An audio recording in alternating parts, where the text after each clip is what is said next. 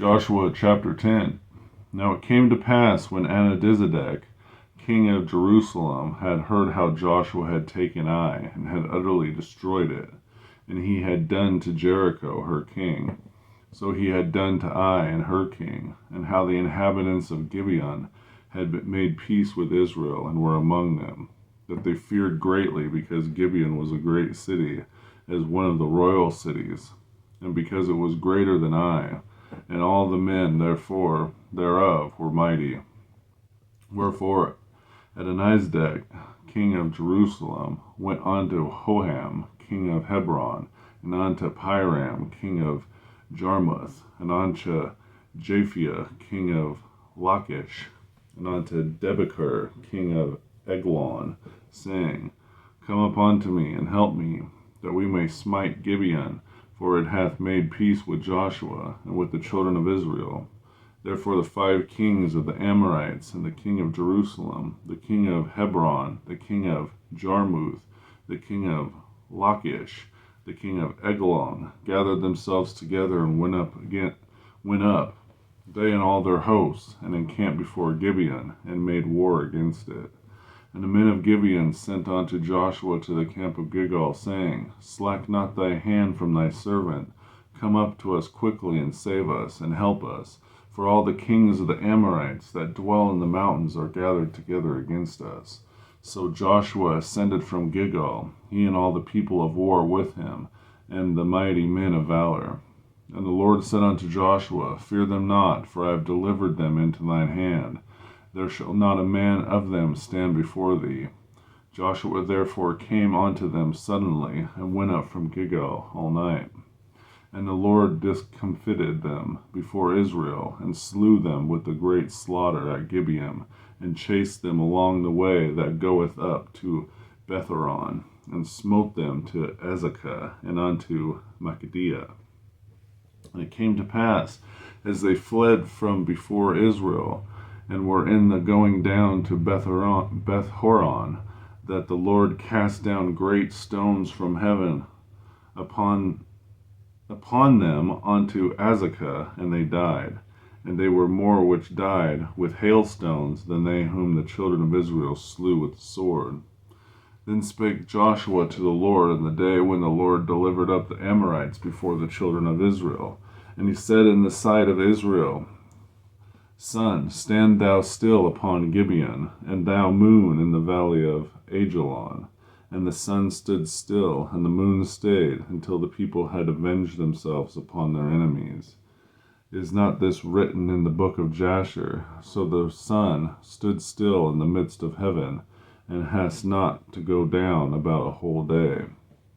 And there was no day like that before it or after it. The Lord hearkened unto the voice of a man, for the Lord fought for Israel. And Joshua returned, all Israel with him, unto the camp to Gilgal. But these 5 kings fled and hid themselves in the cave at Makkedah. And it was told Joshua, saying, The 5 kings are found hid in a cave at Makkedah. And Joshua said, Roll great stones upon the mouth of the cave, and set men by it for to keep them. And stay ye not, but pursue after your enemies, and smite the hindmost of them. Suffer them not to enter into their cities, for the Lord your God hath delivered them into your hand. And it came to pass, when Joshua and the children of Israel had made an end of slaying them with a very great slaughter, till they were consumed, and the rest which remained of them entered into a fenced city. And all the people returned to the camp of Joshua at Makkedah in peace. None moved his tongue against any of the children of Israel. And then said Joshua, Open the mouth of the cave, and bring out those 5 kings unto me out of the cave. And they did so, and brought forth those 5 kings unto him out of the cave, the king of Jerusalem, the king of Hebron, the king of Jarmuth, the king of Lachish, and the king of Eglon. And it came to pass, when they brought out those kings unto Joshua, that Joshua called for all the men of Israel, and said unto the captains of the men of war which went with him, Come near, put your feet upon the necks of these kings. And they came near, and put their feet upon the necks of them. And Joshua said unto them, Fear not, nor be dismayed. Be strong and of good courage. For thus shall the Lord do to all your enemies against whom ye fight. And afterwards Joshua smote them, and slew them, and hanged them on 5 trees, and they were hanged upon the trees until the evening.